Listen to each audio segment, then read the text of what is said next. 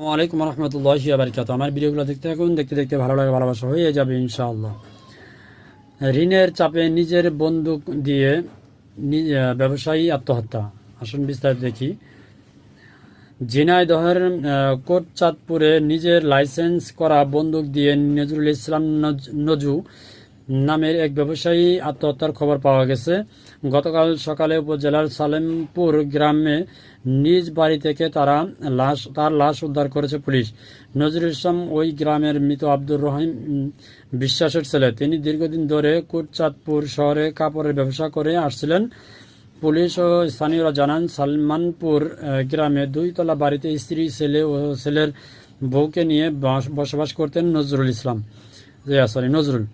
বৃহস্পতিবার দিবাগত রাত 1টার দিকে তিনি দোতলা থেকে নেমে নিচতলার একটি কক্ষে যান এবং যাওয়ার আগে দোতলার প্রধান গেটে সিটকিনি লাগিয়ে দেন।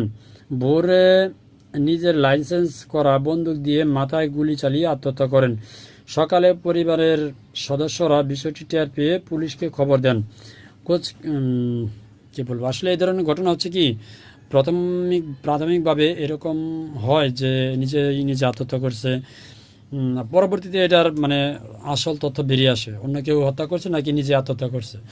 আবার এরকম হয় যে নিজেই সত্যি সত্যি আত্মহত্যা করে, বিশেষ করে ঋণ চাপিয়ে দেওয়ার জন্য। ঋণের বোঝা মাথায় থাকার কারণে, মানে বিভিন্ন কারণে এরকম হয়, মানে দুটোই হয়। তো এটা আসলে সুনির্দিষ্ট তথ্য ইনভেস্টিগেশন করার পরে জানা যাবে। তো ভালো থাকবেন সবাই, আসসালামু আলাইকুম।